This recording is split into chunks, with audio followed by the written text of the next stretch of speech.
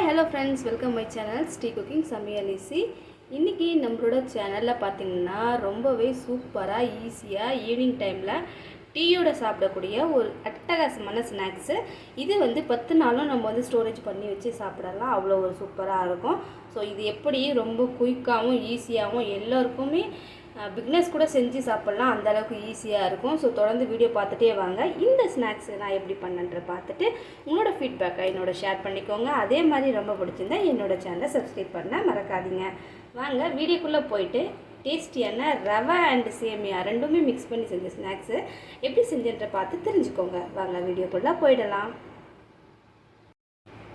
இப்போ ஒரு பெரிய அகலமான பாத்திரம் எடுத்துக்கலாம்.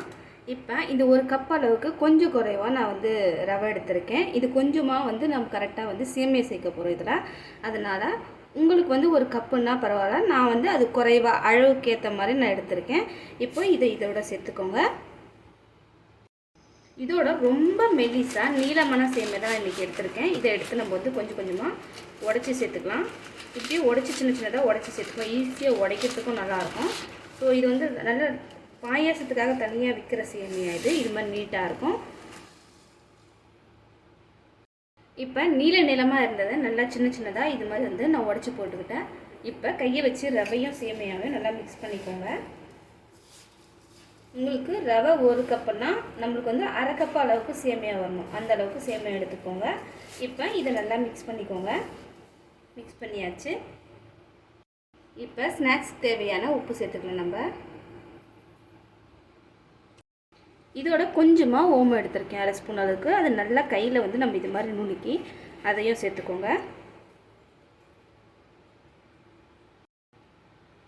இதோட காரத்துக்கேற்ப தனி மிளகாய் தூள் மட்டும் சேர்த்துக்கோங்க, இதுதான் காரத்திற்கு. இதோட கொஞ்சமாக பச்சை கருவேப்பிலை கொஞ்சம் சின்ன சின்னதாக கட் பண்ணி சேர்த்துருக்கேன். இதோட நீங்கள் கொத்தமல்லி இல்லைன்னா கஸ்தூரி மெத்தியும் சேர்த்துக்கலாம். நான் இனி கருவேப்பிலை சேர்த்து செய்கிறேன். இதோட 2 ஸ்பூன் போல் எண்ணெய் சேர்த்துக்கோங்க.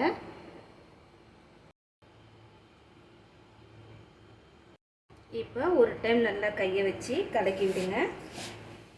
இதோட நீங்கள் குக்கிங் சோடாவும் சேர்த்துக்கலாம்.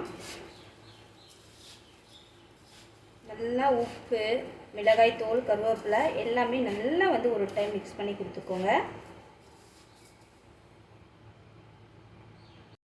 அடுத்து இதோடவே கொஞ்சம் கொஞ்சமாக தண்ணி சேர்த்து நல்லா சப்பாத்தி மாவு மாதிரி நம்ம பிசையணும். கொஞ்சம் அழுத்தி பிசையாதீங்க, கொஞ்சம் சாஃப்டாக பிசையுங்க. நல்லா மிக்ஸ் பண்ணி நம்ம பிசைஞ்சுக்கணும். சேமியா இருக்கிறதுனால எதுவும் ஆகாது, நம்ம சப்பாத்தி மாவு பதத்துக்கே நல்லா பிசைஞ்சு எடுத்துக்கலாம்.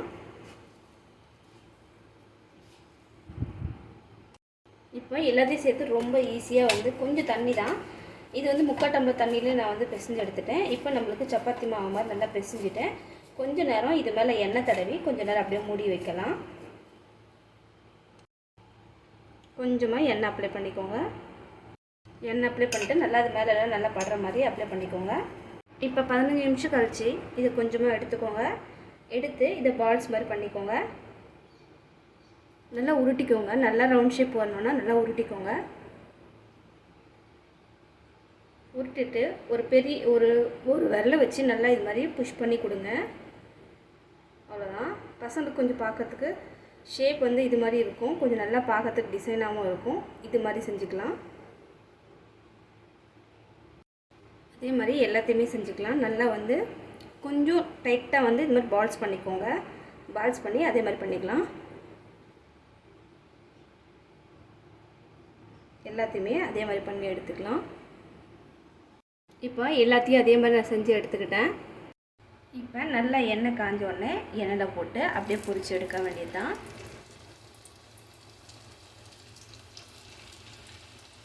எண்ணெய் நல்லா கோல்டன் கலரில் வரணும். அதே மாதிரி உள்ளெல்லாம் நல்லா கிரிப்ஸியாக வெந்திருக்கணும். அது மாதிரி நல்லா பொரிச்சு எடுங்க. நல்லா இந்த சலசலப்பெல்லாம் நம்மளுக்கு அடங்கணும். இன்னும் அடங்கலை. நல்லா திருப்பி விட்டு நல்லா கிரிப்ஸியாக இது உள்ளே வேகிற மாதிரி பார்த்துக்கோங்க. நல்ல சலசலப்பெல்லாம் அடங்கி ரொம்பவே சூப்பராக வந்திருக்குது. இதே மாதிரி பாருங்கள், கிரிப்ஸியாக சூப்பராக இருக்குது. இதே மாதிரி எல்லாத்தையுமே பொரிச்சு எடுத்துக்கலாம். அவ்வளோதான். ரொம்பவே சூப்பராக ஈஸியாக ஸ்நாக்ஸ் பார்த்திங்கன்னா ரொம்ப டேஸ்ட்டாகவும் இருக்கும்.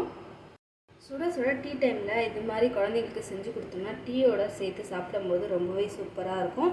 ரொம்ப கம்மியான இன்க்ரீடியன்ஸோட டேஸ்ட்டு செம்மையாக இருக்கும். ஸோ மிஸ் பண்ணாத இந்த ரெசிபி வீட்டில் ட்ரை பண்ணுங்கள். ட்ரை பண்ணி உங்களுக்கு இந்த ரெசிபி ரொம்ப பிடிச்சிருந்தா என்னோடய சேனலை சப்ஸ்கிரைப் பண்ணிக்கோங்க. பக்கத்தில் இருக்க பெல் ஐக்கானைக்கும் ப்ரெஸ் பண்ணிக்கோங்க. நெக்ஸ்ட் ஒரு இன்ட்ரெஸ்டிங்கான வீடியோவோட உங்களை வந்து மீட் பண்ணுறேன். தேங்க்யூ. பாய். Take care.